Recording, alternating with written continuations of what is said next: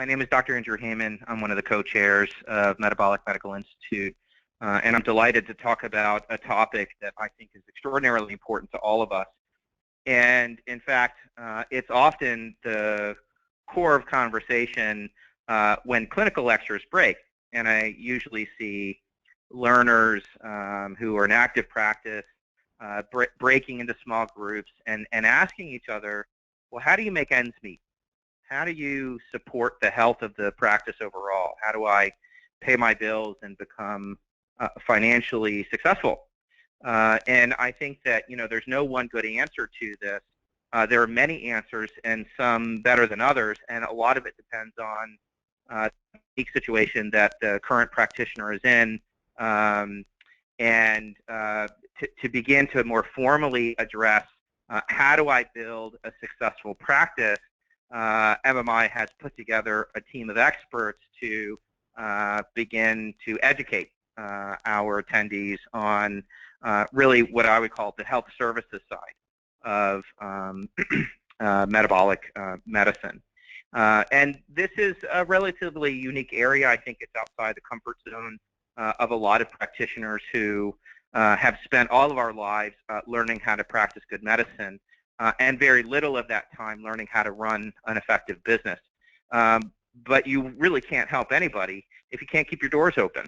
This, to me, it has to be a standard. We need to ensure that each person who involved themselves in our field is not only clinically successful, but also successful from a business perspective. And certainly we all want that. I mean, when you look at the state of our healthcare system today and the medicine it delivers, it sort of failed on all levels. And the community that's probably taken the brunt of that are the practitioners. We are stretched too thin. We are expected to see too many patients throughout the day. Reimbursement rates are dropping. Patient satisfaction rates are dropping. And physicians are retiring ever more quickly in high numbers. And actually, we've reached a crisis. So as much as we need to reformulate the aspects of the kind of care we deliver, we really also have to reformulate how that care is delivered, the context in which it's delivered, the practice management pieces that are so critical for engendering success. Those key operating principles that every fundamental business needs to have, and that they need to be very sound and reliable. And I think that there are several sets of learners that have to be addressed in some unique ways, and we do address them. And that is to say, if you're currently in a very conventional practice, billing insurance, and you intend on staying within that practice, how do you become successful? What are the rules and regulations and legal issues that you have to attend to? The second set is that group that is in a conventional practice but looking to transition. How do you make that transition?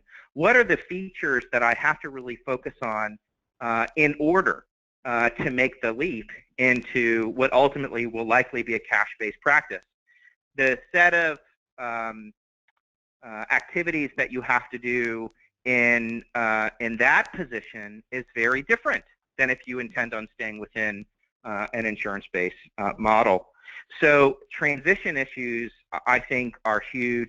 Sometimes they feel insurmountable. When do I get out of insurance? How do I build up a patient following if I have to continue to bill insurance? What are the sort of marketing and social media issues that might sustain me in that transition? How do I manage an inventory? Do I manage an inventory? Where do I find additional revenue streams that can help me cover the bottom line? A lot of practitioners say, look, I would love to make the transition, but I have kids in school, I have to pay a mortgage, I have student loans that I'm still paying off, and I really rely on my income. So we go through all of that in great detail. These are of paramount importance, and they do not get enough attention, even in other programs that claim to train on practice management.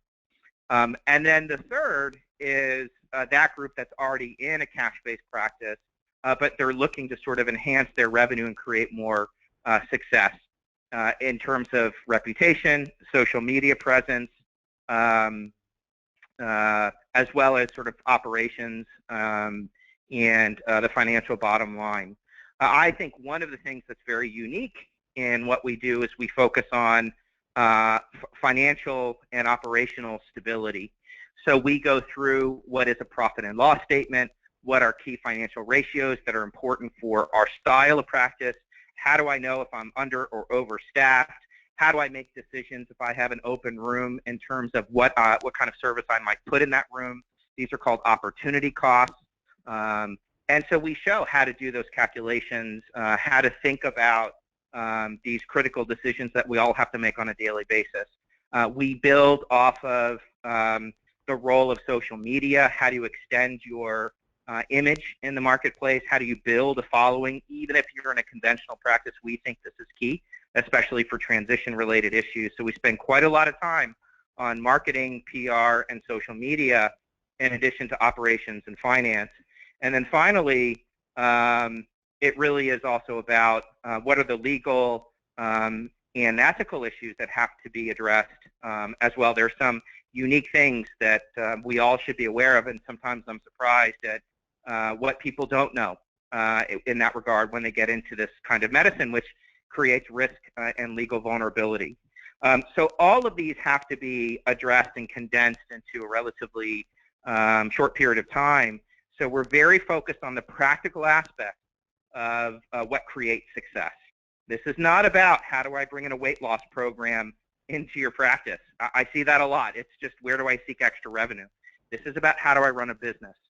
And we've spent a lot of time thinking about what are the elements to ensure that people have the confidence to go back out into the world, especially if they don't have a business background, and make better decisions on Monday morning to ensure that they're limiting their legal risk, they're improving their image in the marketplace, they're looking critically at their profit and loss statements, and they're ensuring that the operations of their business is quite smooth and efficient. We're very proud of what we've assembled. There's nothing like it in the marketplace right now, and I think it's because we have worked very hard to ensure that the quality of teaching in this particular module is excellent. So I really encourage everybody to attend, and regardless of how many other clinical modules that you've attended to as well. This one is, I think, just